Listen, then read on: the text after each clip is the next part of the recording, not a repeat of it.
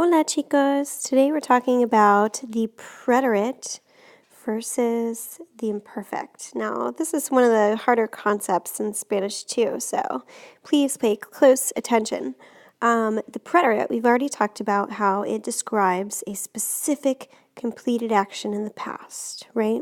So you're going to fill in your guided notes where you have kind of a divider, and you're going to do preterite on one side, imperfect on the other side.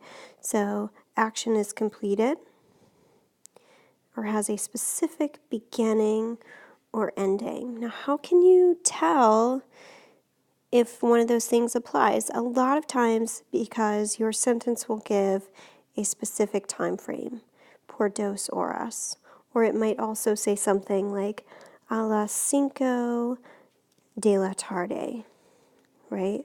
That would be considered a specific time, which would require preterite. On the other hand, the imperfect describes a past action with no specific beginning or ending. So again, it's that ongoing or habitual action in the past.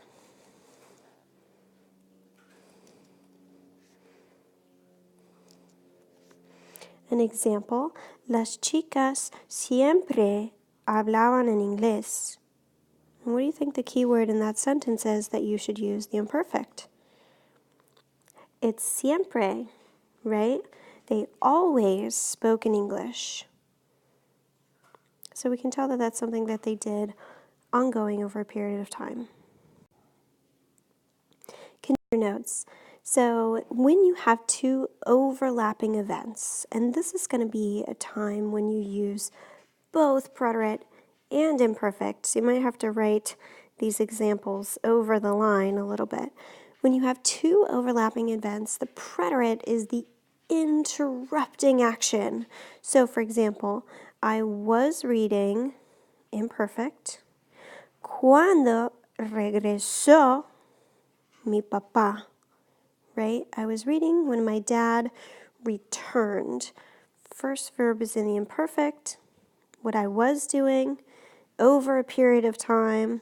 Second verb is in the preterite, when something happened, that specific completed action came into play. Second example, same thing. Mi mamá dormía, that's the imperfect, right? She was sleeping. Cuando sonó el teléfono, when the phone rang, that second verb is in the preterite because it's interrupting that first action. So sometimes you'll hear me say interrupting or interrupted action, right? The preterite is interrupting action. Someone was doing something when something happened. Continuing on in your notes, preterite and imperfect. So you use the preterite to say what day it was. It's like one specific day, or to talk about a specific completed event. So example, ayer fue domingo. That's preterite. Yesterday was Sunday.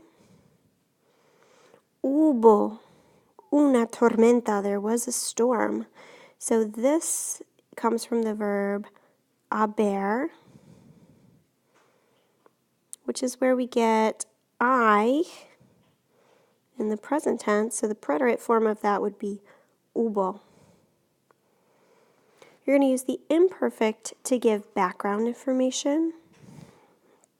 So things like weather, like it was a snowy day. Feelings, I was feeling happy. Age, I was 4 years old, right? These are all things that kind of set the scene, or we sometimes also say that the imperfect is used with description, right? So if I say, for example, it was cloudy and it was cold. Estaba nublado y hacía frío. Did anyone do anything in that sentence?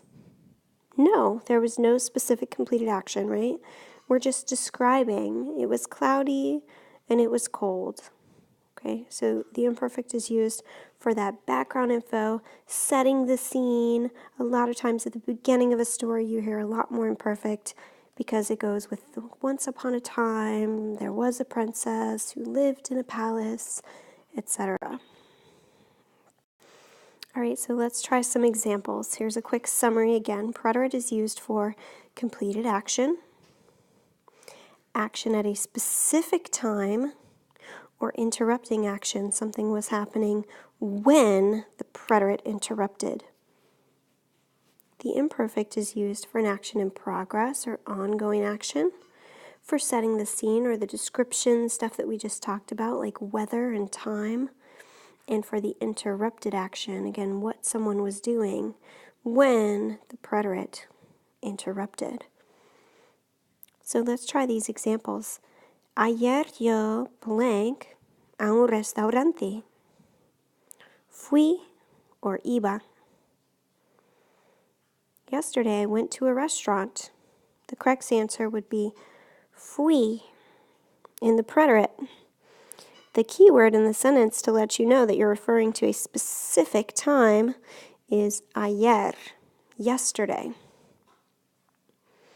Number 2, cuando blank niño, yo blank mucho. When I was a kid. So I was a kid over a period of time, right?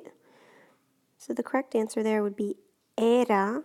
And you may just want to write down that phrase, cuando era niño, when I was a kid, because you'll probably see it a lot.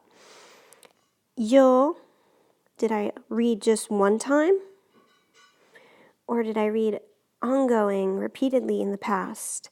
If I used to read a lot, then it would be leía, right? Keyword here is mucho, kind of like siempre. So number 2 is all imperfect. Number 3, hace 2 días. That means 2 days ago. It's been 2 days since I ate pizza. Correct answer here would be comí. Key phrase is that time frame that you're given, right? Hace 2 días. And then last one, blank mucho frío esa noche. Oh, this one can be a little tricky because it's like it was very cold that night. So you think you're given a specific time frame, but then we're talking about weather. So weather, we are always going to go with hacía. Okay, I know this is a really complex topic, so move on. Try the practice with preterite and imperfect, and just remember that you'll be able to use your notes for the assessments.